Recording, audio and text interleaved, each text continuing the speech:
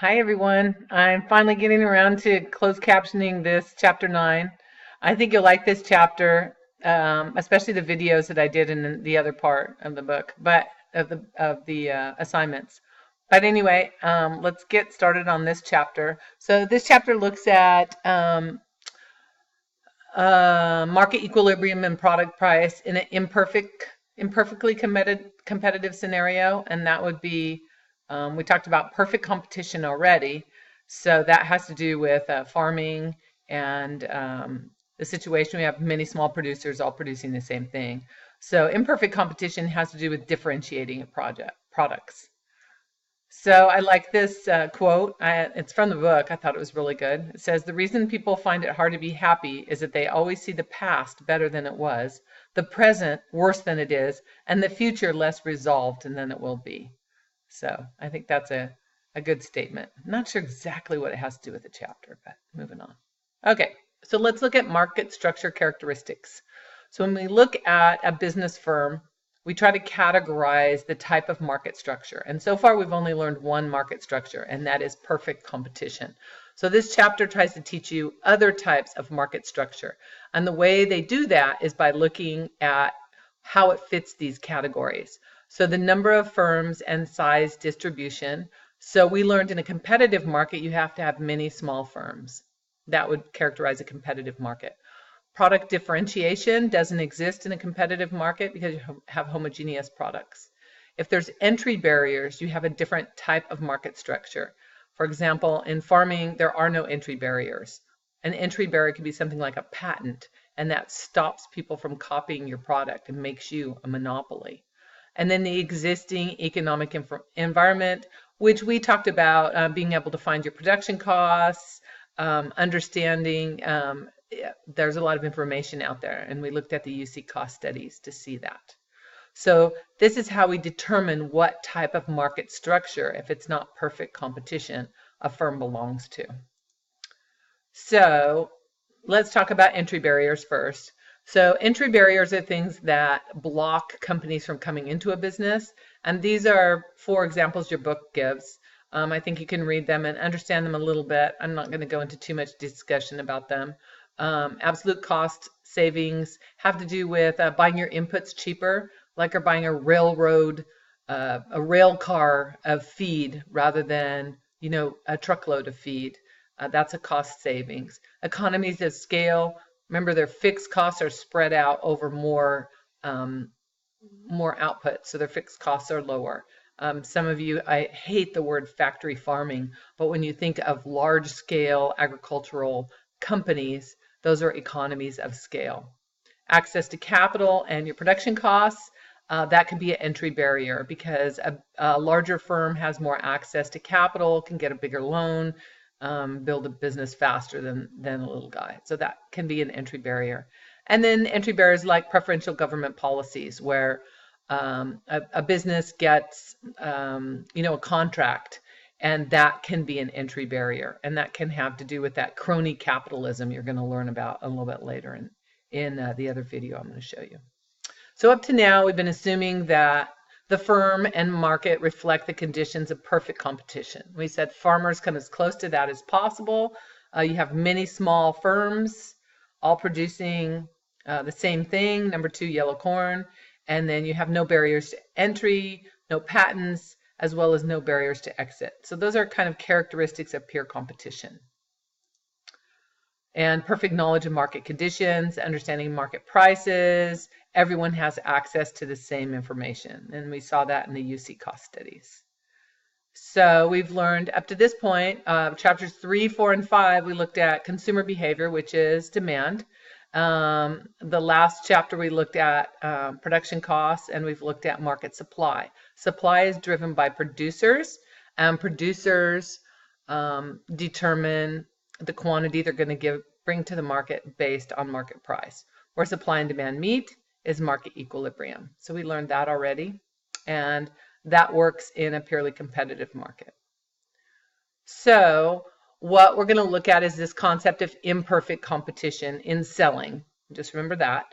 Imperfect competition is any type of market structure that is not perfect competition. So there's three types, and don't get this one mixed up as a title. This isn't a title. This is a type of imperfect competition. So monopolistic competition, oligopolies, and monopolies. In perfect competition, the demand curve faced by the firm is perfectly elastic. Firms are price takers. In imperfect competition, the demand curve faced by a firm is downward sloping, and in imperfect competition, depending on the level of imperfect competition, you can be your own price setter, especially if you're a monopoly. So if we look at imperfect competition, we'll realize that in the economy in the US, it's not all purely competitive businesses. Farming is a good example of pure competition. But if you look at the other side of agriculture, which is input producers like fertilizer, feed manufacturers, or processors, you'll realize that imperfect competition exists very dramatically and has a big impact on agriculture. So when we look at market structure, we're going to look at 4 types of market structure. We already said that's a little redundant. We studied this one already. It's been the theme throughout Chapter 6 and then Chapter 8.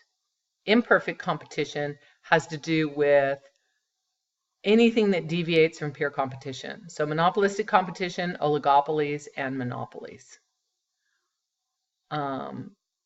It's just redundant. One more slide. I should have taken that one out there. So let's look at monopolistic competition. The one thing that makes monopolistic competition different than pure competition is product differentiation.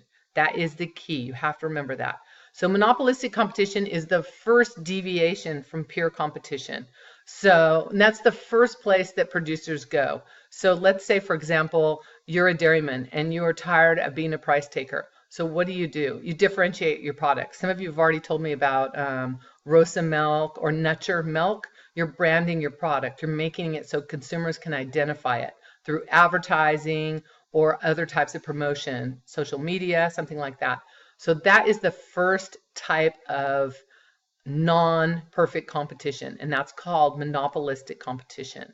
And basically, it is the weakest form of imperfect competition because there's still a lot of competition out there, right? So you're trying to sell your product for more money because it's slightly differentiated, but you still face a competitive market from the purely competitive producers of regular milk or regular cheeses, and their prices are a lot lower. So when you differentiate, you can charge a higher price, but you're still facing the same costs and the same challenges that a producer faces in pure competition. So in monopolistic competition, you still have many sellers. You differentiate your product by advertising. Typically, your profits exist in the short run. If you're really good business, your profit will exist a little bit longer. But typically, a company in monopolistic competition has a great brand. Big companies are going to come and buy their market share. So I will just give you an example of, well, they give Pepsi and Coke. I don't think that's a very good example, but a good example is the wine business. So if you have a boutique winery and you have some great wine, a big company is going to come and buy you out. And that is typical, like Gallo, for example, owns hundreds of wine labels, and they bought many small producers out. So that is what that's a weakness of monopolistic competition. You're only going to be in the business for a short time because your product is unique, and if you're making a lot of profit, other companies want to come and buy you out. So this is just example of, they call the fast food industry monopolistic competition. I really don't think that's the case, but that is something that the book talks about, and basically they're showing you kind of a little bit more of an oligopoly type of a market, if you ask me. But anyway, so here's a good example of coffee chains in 2014. That's a little outdated. They don't have Dutch Brothers and some of the other ones that are in the market today, but that's still a good example as Starbucks kind of controls the market. Definitely a step away from monopolistic competition. And I think those are more oligopolies. So oligopolies are the next strongest, and they're much more strong of imperfect competition than monopolistic competition is. So oligopoly is when you have a few large producers. And I would definitely say the coffee chains fit there, where there's a few small niche family-owned businesses, but you have the big mighty Starbucks and Peet's and Dutch Brothers, and those are a few major sellers. The way they compete is through non-price competition. So they don't lower prices or try to compete on price. They offer, certain characteristics of their products that consumers desire, and that is why you go to a Starbucks and things like that. Oligopolies would be things like airlines, cereal manufacturers, automobile manufacturers. Those are all oligopolies. So, why do you buy a Chevy over a Ford? It's not because of the price. It's because you're loyal to the brand, because it's something you like about the brand. It's non-price competition. So oligopolies will match price cuts, but not price increases. Oligopolies have a much better ability to set prices just because there are fewer of them. But there's still competition, and that is the important thing to remember about oligopolies. There's still competition in the marketplace. So oligopolists are interdependent in decision making. Basically, their main strategy is non-price competition. If an oligopolist raises its prices, oligopolist firms will not necessarily follow suit. Think of airplane, flights, or even airplane manufacturers, automobile manufacturers. So they might use that. That's not the normal technique, but they might use that lower price to sell their product. Oligopolists, if they lower their prices, then other firms will lower their prices too, or they have a special deal. I don't know if you remember the 0% financing on Chevys.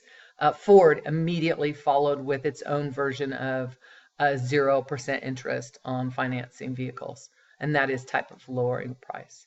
So examples of oligopolies, you can read those. Those are on your quiz, and they're also in your book.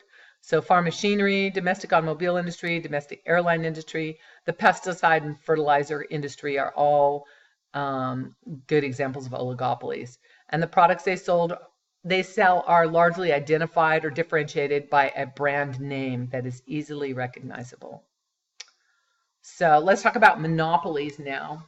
Monopolies are the fun one to talk about, and I have like a special little assignment for you to study monopolies later on. So monopolies is a single seller. So a true monopoly is the only seller in the marketplace. Monopolies exist because companies have patents, and a patent is, a special law that allows only your company to make that product. So that restricts competition. And the federal government allows patents to exist for a certain amount of time to allow businesses to recoup their investment costs. But in the meanwhile, they're the only one that have that product. So they have absolute power over setting market price. They can put the price as high as possible, but they usually don't, because then consumers wouldn't buy, a huge amount of the product. Typically, monopolies exist because they sell a unique product that no one else produces. And they can make economic profits in the long run because they can set price without competition. Monopolies easily pass on cost increases to consumers. So monopolies are a single seller. Even if there's two companies, then that would not be a monopoly, it would be an oligopoly. So examples of monopolies are electric companies like PG&E or MID. You don't really have a choice of who you're going to buy your power from. Telephone companies, at one time, AT&T was a monopoly, and then it was deregulated, and the baby bells formed. But right now, we're very close to having monopolies between AT&T and Verizon. The Federal Trade Commission watches that all the time. And in agriculture, we have marketing orders for agricultural products, and that acts like a monopoly. I am going to run out of time on this one. So this is a nice little chart. It's in your book, and it gives you kind of a summary of different types of market characteristics. Okay, so I'm probably going to have to do part 2 on this one, because I do want to talk about government regulation. So I'm going to go ahead and stop there, and I'll see you in another video here in a little bit.